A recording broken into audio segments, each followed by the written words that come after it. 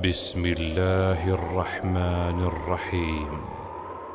بسم الله الرحمن الرحیم. الحمد لله، الصلاة والسلام علی رسول الله. اما بعد، السلام علیکم و رحمت الله برکاته. بینندگان عزیز و گرامی قدر، ما قرار داریم در سلسله برنامه‌های یاران پیامبر رحمت و امروز مهمان ما یکی از صحابگان جلیل حضرت اسامه ابن زید است. پدر این صحابه جلیل زید ابن حارثه که در درس گذشته در باره‌اش قصه کرده بودیم که در خاندان پیامبر صلی الله علیه و سلم به وایه رسیده بودند و چه مکانت و جایگاهی را پیامبر رحمت به او هدیه کرده بودند.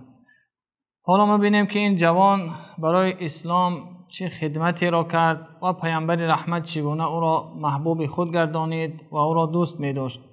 دوستان گرامی قدر، شنیدن قصه ها خیلی جالبند و خاصتا قصه های اصحاب پیامبر رحمت. اما جالبتر اینجاست که اگر ما این قصه ها را بعد از این که میخوانیم یا میشنویم در حیات خود تطبیق کنیم، از این صحابگان گرام برای خود الگو بگیریم، در حیات خود انجام بدهیم تا راه سعادت را پیدا کنیم. در زمانی که پیامبر رحمت در روزهای سخت قرار داشت، از تعقیب و شکنجه‌ای که بالای اصحاب میشد در یک روزهای سخت قرار داشتند، پیامبر رحمت غمگین بودند و اینجا می شود یک نقطه را اشاره کرد که اگر هر یک نفر در زندگی مشکل دارد، باید پیامبر رحمت را به خود قیاس کند. هر مشکلی که ما داریم پایانتر از مشکلاتی است که پیامبر ما صلی الله علیه و سلم داشتند. ببینیم که پیامبر رحمت 6 فرزند خود را در حیات خود از دست دادند و ببینیم که پیامبر رحمت همسر عزیز خود را حضرت خدیجه را از دست دادند و عمک خود را ابو طالب را از دست دادند، مادر خود را از دست دادند.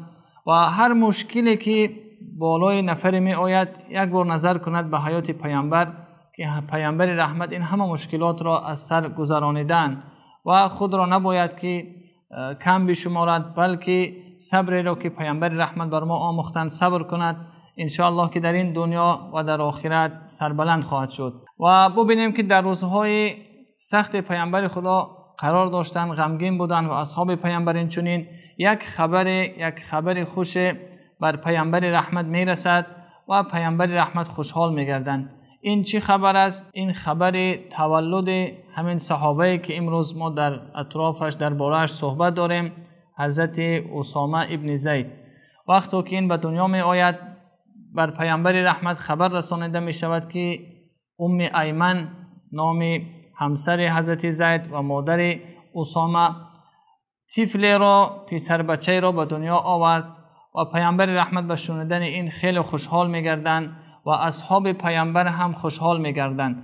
اصحاب پیامبر رحمت چنین عادت داشتند که در هر کاری که پیامبر رحمت خوشحال می شدند اونها هم خوشحال می شدند و در هر کاری که پیامبر رحمت غمگین می شدند اونها هم غمگین بودند. و این طفل برای صحابگان تعجب آور نبود که چرا پیامبر رحمت اینقدر خوشحال شد. به خاطر آن که نفری که این را به دنیا آورده بود ایمن خادمه کنیز حضرت آمینه بودند، کنیز مادر پیامبر رحمت آمینه بودند و پیامبر رحمت را بعد از به دنیا آمدن به وایه رسانده بودند، یک وقت معین او را بزرگ کرده بودند و پیامبر رحمت برای این نفر، برای ایمن یک مکانت را قائل بودند و می گفتند که هی امی بعد امی، این مادر من است بعد از مادری که مرا به دنیا آورده است. و وقتی که از این نفر طفل به دنیا می آید و پدر این که زید ابن حارثه است،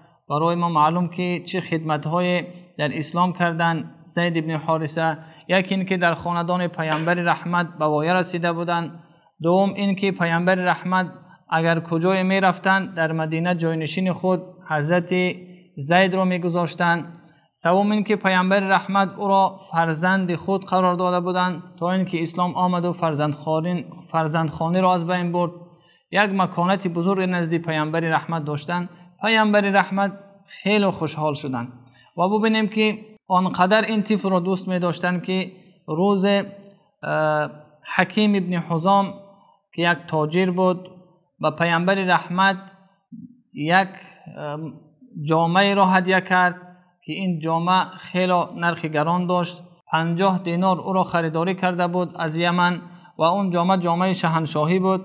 او را آورده به پیامبر رحمت هدیه نمود و پیامبر رحمت از بس که حکیم ابن حزام مشرک بودن، حالا مسلمان نشده بودن، پیامبر رحمت او را قبول نکرد بلکه مبلغ اون را پرداخت کرد و این جامه را پیامبر رحمت یک بار پوشیدن در روز جمعه و بعد از پوشیدن خود به حضرت اسامه هدیه نمودند و حضرت اسامه این جامه را می پوشیدند و در راههای مدینه راه می رفتند. این بود که پیامبر رحمت بزرگ می داشتند حضرت اسامه را و نام پدر حضرت اسامه حضرت زید که در درس گذشته ما خواندیم حب رسول الله یعنی محبوب پیامبر بود و اصحاب پیامبر و حضرت اسامه هم این لقب را داده بودند که فرزند محبوب پیامبر، محبوبی که فرزند محبوب است.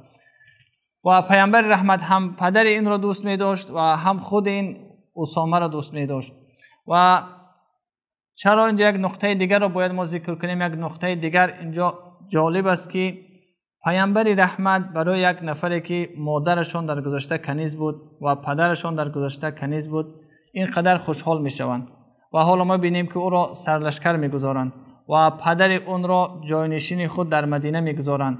این دوستان گرامی، این رحمت پیامبر است که پیامبر رحمت ریشه غلامداری را از بین برد. خواست پیامبر این بود که مردم برده کسی نباشند و از بس که در جاهلیت غلامداری خیلی افزایش یافته بود، پیامبر رحمت به این نشان داد برای مردم، برای عالم فهمانید که مسلمان هر انسان حق آزاد زیستن را دارد، هر انسان حق آزاد گفتن را دارد و پیامبر رحمت خیلی هم کوشش کرد و تا به امروز امت پیامبر رحمت این کوشش را میکنند که همین بردگی و غلامداری از بین برده شود، بلکه انسان باید آزادانه زیستن را بیاموزد.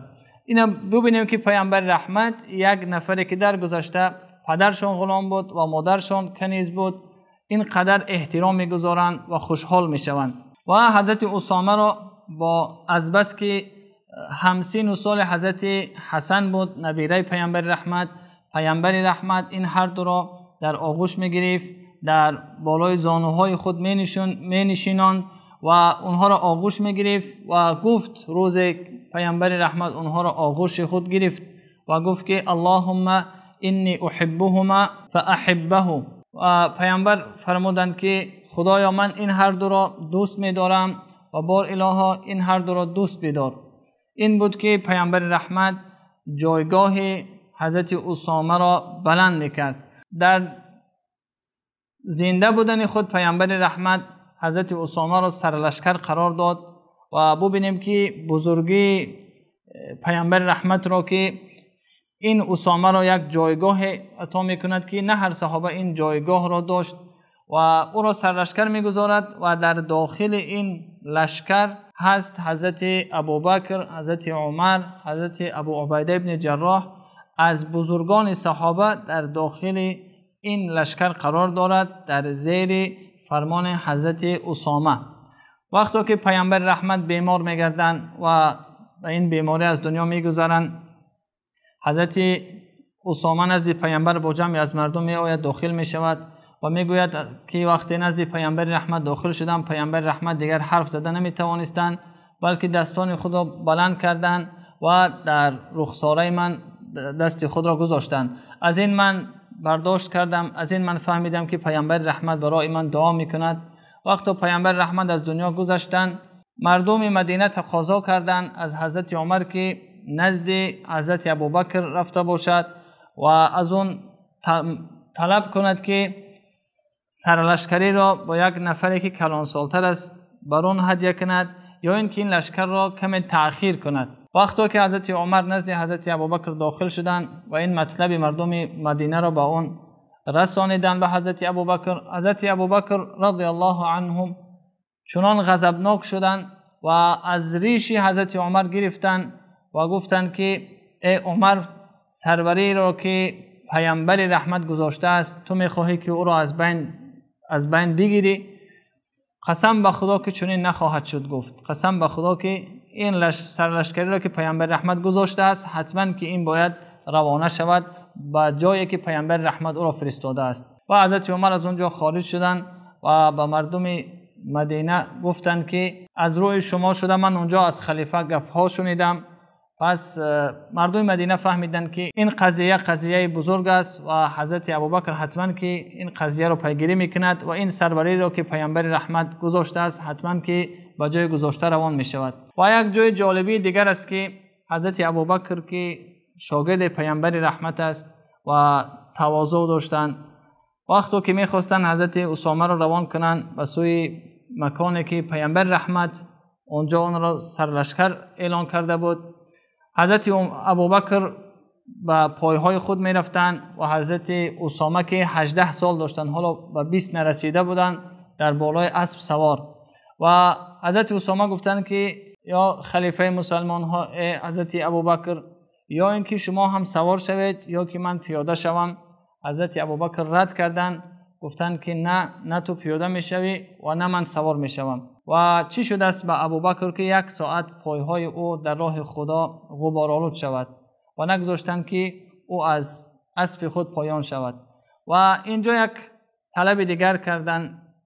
تواضع حضرت ابوبکر رو ببین که از حضرت اسامه که 18 سال دارد پرسان شدند که اسامه اگر اجازه بدهی حضرت عمر در مدینه با من باقی بماند و حضرت اسامه این را قبول کردند. و وقتی که روان می شدند حضرت ابوبکر نصیحت ها بر حضرت اسامه کردند، گفتند تو را به خدا می سپارم دین و امانت خود را نگه بدار و هر چیزی که پیامبر رحمت بر تو امر کرد او را انجام بده. این نصیحت ها را حضرت ابوبکر به حضرت اسامه کردند. حضرت اسامه روان شدند به مکانی که در نزدیکی فلسطین است، قلعه‌ای که در اونجا هست. اونجا رفتن و الله مهربان برای آنها فتح نصیب کرد و بلاد شام، دیار شام و مصر و شمال افریقا و تا بحر سیاه فتح کردند و از اون طرف با دستی پر با غنیمت برگشتند و این چنان غنیمت زیادی بود میگوید که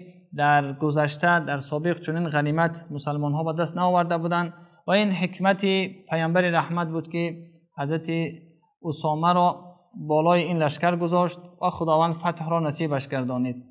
و دوستان گرامی، از این درس باید ما از این قصه چند درسی برداشت کنیم. یکی این که ببینید حضرت اسامه 18 سال داشتن اما سرلشکر مسلمان ها، سردار مسلمان ها پیامبر رحمت اونها را گذاشت.